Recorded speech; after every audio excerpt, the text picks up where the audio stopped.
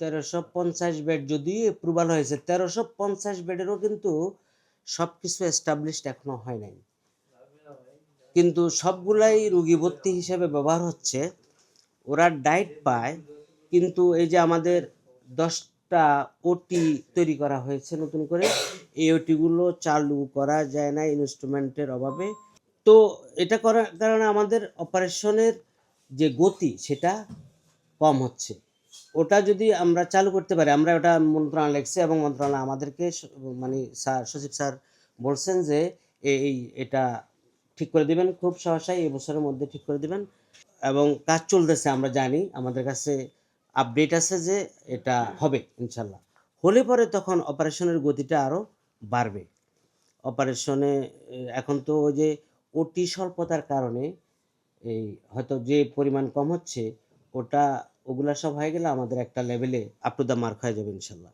আর অবৈধ লেনদেনের মাধ্যমে শয্যা বরাদ্দ দেওয়া, যদি এটার কোনোটারই উপযুক্ত প্রমাণ আমরা পাই, আমরা অবশ্যই সরকারি নিয়ম মোতাবেক কঠোর অ্যাকশনে যাব। আমরা এটা ছাড়বো না। আমরা একদম এটার কি বলে জিরো টলারেন্স নীতি অবলম্বন করেছি। আসার পর দিন থেকে সেটা বুঝাইতেও পেরেছি ইনশাল্লাহ। ওই মেসেজ সবার কাছে দেয়া হয়ে গেছে যে এখানে এরকম কোনো কিছু, এখানে অতীতে যাই কিছু হোক না কেন, বিভিন্ন কারণে এখানে প্রবলেম ছিল অতীতে।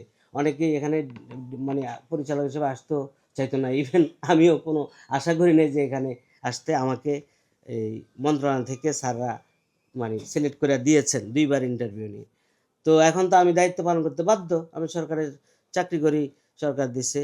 এটা কঠিন কঠোর হলেও আল্লাহর রহমতে আমরা অনেক কিছু ওভারকাম হয়েছে, আরও যা বাকি আছে এটা ওভারকাম করতে পারবো ইনশাল্লাহ। আমাদের কাছে যে কোনো অনিয়মের অভিযোগের আসলে, অথবা যদি অভিযোগ বক্সে কোনো কিছু থাকে, আমরা এটা কঠিনভাবে গুরুত্ব দিই এবং কঠিনভাবে আমরা এটা ব্যবস্থা নিয়ে থাকি। এবং আমাদের যে কোর কমিটি আছে, হেড অফ দ্য ডিপার্টমেন্টদেরকে নিয়ে একটা কমিটি আছে, আমরা ওনাদের সাথে মানে সবসময় বসি এবং অ্যাকশানে যাই।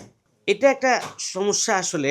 আমাদের ইমার্জেন্সিটা পড়ে গেছে একটু এক পাশে, কলেজ এবং হসপিটালের মাঝখানে। এই রোডটা আসলে হয় না, এটা আরও ওয়াইড হওয়া উচিত ছিল। আমরা পিডাব্লিউডিকে বলেছি এটা একটা ডিভাইডার দিয়ে এই পাশে, আমাদের পাশে, কলেজের পাশে বাড়ানোর সুযোগ নাই, আমাদের পাশে একটু এই সরিয়ে এটাকে ওয়াইড করার জন্য। তারপরে আমরা আমাদের লোকদেরকে বলেছি যে এখানে কোনো, বলেছে মানে যদিও এটার জন্য আমাদের, যেমন আমরা আমাদের আনসার সদস্য একটু বাড়াইতে হবে, এবং জন্য আমরা মন্ত্রণালয় অনুমতি চেয়েছি, এবং আমাদেরকে মহিলা আনসার 20 জন এবং পুরুষ আনসার 30 জন দেওয়া হচ্ছে, এখনও হয় নাই। মানে ওটা যদি আমাদেরকে সাপ্লাই দেওয়া হয়, তখন আমরা এই যে আপনি যেটা বলছেন একদম সত্য কথা, আমার নিজেরই খারাপ লাগে। অনেক সময় ইমার্জেন্সি রুগী আসছে কিন্তু ঢুকতে পারতেছে না ওই যে জ্যামের কারণে। এখানে ট্রাফিক জ্যাম লেগেই আছে, আর মুভমেন্ট ঘোরানোর স্কোপ নাই। তো আমরা ওই যে সামনে গেটের একদম সামনে, মানে ফার্স্ট এন্ট্রিতে আমরা ওই যে ট্রাফিকিং সিস্টেম চালু করব আমাদের ইয়েগুলো, আনসারগুলো পেলে। এবং ওনাদের সাথে আমার কথা হয়ে গেছে, শুধু পাইলেই আমরা শুরু করে দিব। তখন আমাদের এই জ্যামটা থাকবে না, তখন এটা আল্লাহর মধ্যে ক্লিয়ার হয়ে যাবে, পুরোই ক্লিয়ার হয়ে যাবে। তো আমরা পিডাব্লিউডির সাথেও আলাপ করেছি, এটা এদের রুগী ধরেন ঢুকলো গাড়ি একদিক দিয়ে, আরেক দিক দিয়ে বাইর হওয়ার কোনো প্রকল্প মানে প্রসেস করা যায় কি না, ওনারা বলছে কাজ করতেছে, এবং হয়তোবা এটা আল্লাহর মধ্যে সমাধান হবে। এটা আসলে এটা এটা আমার কাছে খুব খারাপ, আমি পারি নাই যেটা, এটা হলো এটা অনুপস্থিতির ব্যাপারটা কি, আমরা আমাদের এখানে বায়োমেট্রিক্স মেশিন বসানো আছে ডাক্তারদের জন্য, নার্সদের জন্য, অন্যান্য স্টাফদের জন্য, ইভেন আউটসোর্সিং এর জন্য বসানো আছে। এবং ওই বায়োমেট্রিক দিয়েই আমরা তাদের বেতন ফরওয়ার্ডিং করি।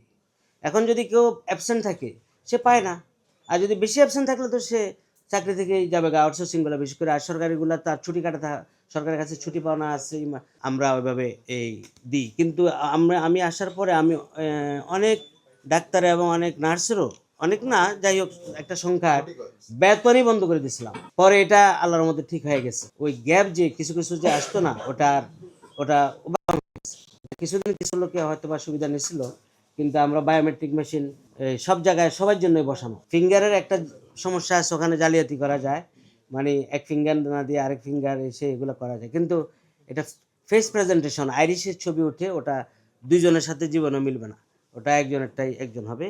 এবং এটা আমরা এস্টাবলিশ করেছি।